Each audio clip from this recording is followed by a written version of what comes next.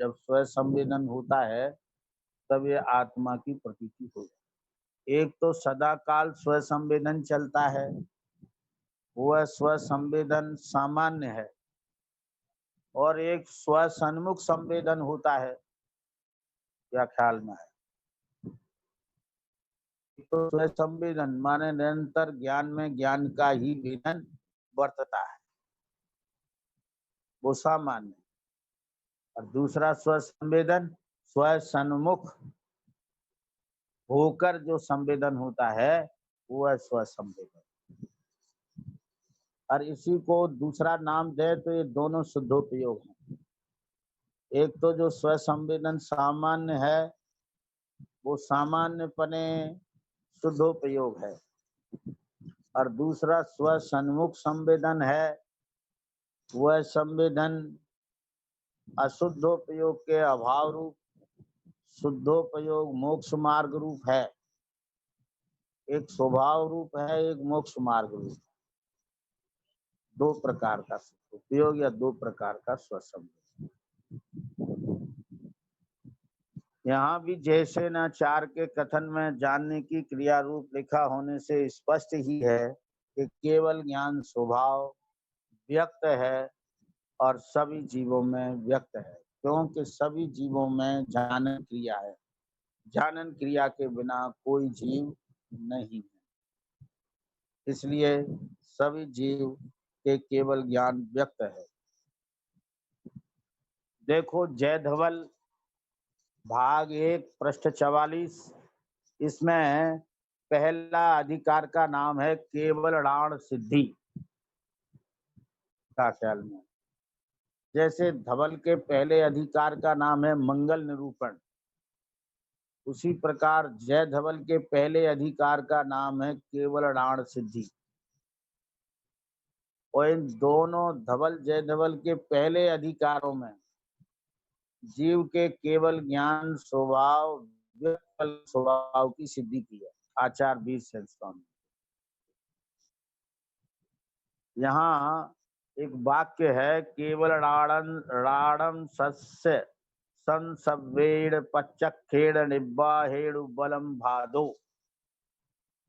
इसका अर्थ है यदि कहा जाए कि केवल ज्ञान असिद्ध है सो भी बात नहीं है, क्योंकि स्व संवेदन प्रत्यक्ष के द्वारा केवल ज्ञान के अंशरूप ज्ञान की निराबाध रूप से उपलब्धि होती है। अर्थात मत ज्ञानादि केवल ज्ञान के अंशरूप है और उनकी उपलब्धि स्व संवेदन प्रत्यक्ष से सभी जीवों को होती है। देखो ये जय धवल की बात जैसे धवल में आई थी ना, क्या कि केवल ज्ञान और केवल दर्शन के अलावा और कोई दर्शन और कोई ज्ञान दर्शन होते ही नहीं। इसी प्रकार ये कली काल सर्वज्ञ वीरसेन स्वामी जय धवल में ये बहुत ही बेजोड़ बात कहते हैं, क्या कि केवल ज्ञान असिद्ध है सो भी बात नहीं है। क्यों नहीं है असिद्ध? क्योंकि स्व संवेदन प्रत्यक्ष के द्वारा केवल ज्ञान के अंशरूप ज्ञान की निराबाध रूप से उपलब्धि होती है। क्या स्व संवेदन प्रत्यक्ष के द्वारा इस स्व संवेदन होता है वो प्रत्यक्ष ही होता है, परोक्ष नहीं होता है। क्यों? तो जो स्व संवेदन होता है वो स्व संवेदन में कोई इंद्रियां निमित्त नहीं होती, और जो वेदन होता है वो प्रत्यक्ष होता है। इसलिए स्व संवेदन प्रत्यक्ष के द्वारा केवल ज्ञान के अंशरूप ज्ञान की निराबाध रूप से उपलब्धि होती है। जो केवल ज्ञान आत्मा का परिपूर्ण स्वभाव है, उस स्वभाव के अंशरूप ज्ञान की निराबाध रूप से उपलब्धि होती है।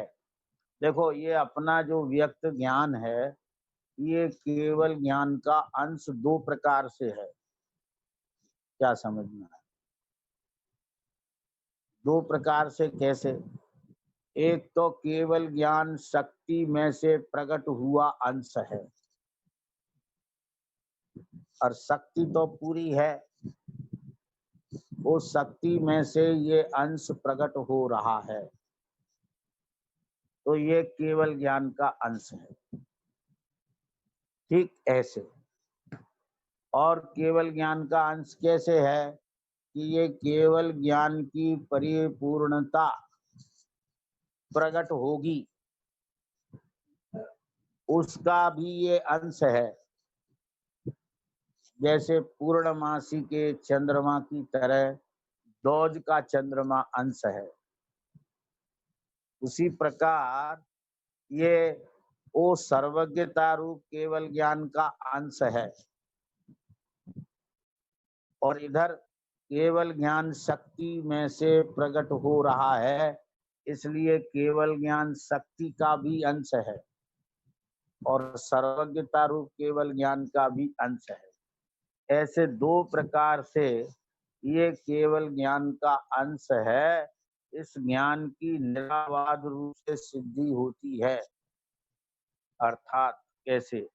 मत ज्ञान आदि केवल ज्ञान के अंश रूप हैं, जिनको मति ज्ञान, श्रुति ज्ञान, अवधि ज्ञान, मन पर्याय ज्ञान कहते हैं, वे इस केवल ज्ञान के ही अंश हैं।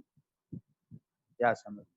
बताया ना, दोनों तरफ से केवल ज्ञान शक्ति में से प्रकट हो रहा है, इसलिए केवल ज्ञान शक्ति का व्यक्त अंश है, और वह सर्वज्ञता जो केवल ज्ञान की पूर्णता है, वो ये बढ़ते बढ़ते पूरा होता है, इसलिए ये उस केवल ज्ञान का भी अंश है। इस प्रकार केवल ज्ञान के अंश रूप है उनकी उपलब्धि स्व संवेदन से, स्व संवेदन प्रत्यक्ष से सभी जीवों को होती है। क्या क्या? सभी जीवों को होती है। क्या कह रहे हैं? माने केवली भगवान को होती है ऐसा नहीं, अवधि ज्ञान मन पर्याय ज्ञानियों को होती है ऐसा नहीं, भावलिंगी साधुओं को होती है ऐसा नहीं, सम्यक दृष्टियों को होती है ऐसा नहीं, तो सभी जीवों को होती है।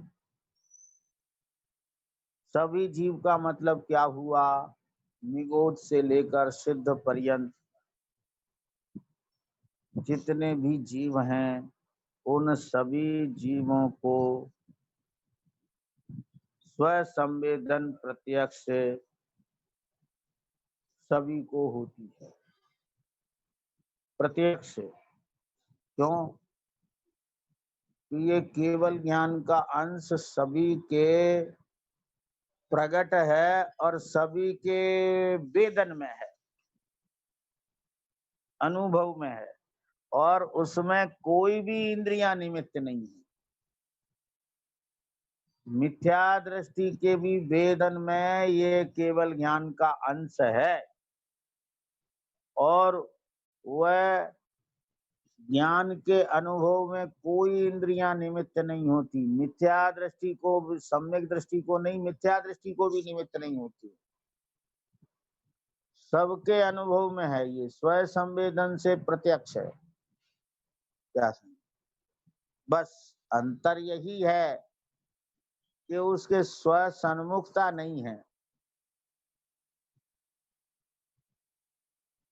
बहिर्मुखी अज्ञानी जीव के स्व सन्मुखता नहीं है, और जिनको स्व सन्मुखता हुई है उन्होंने इसका स्वाद लिया है, उन्होंने, वो इसको समझते हैं।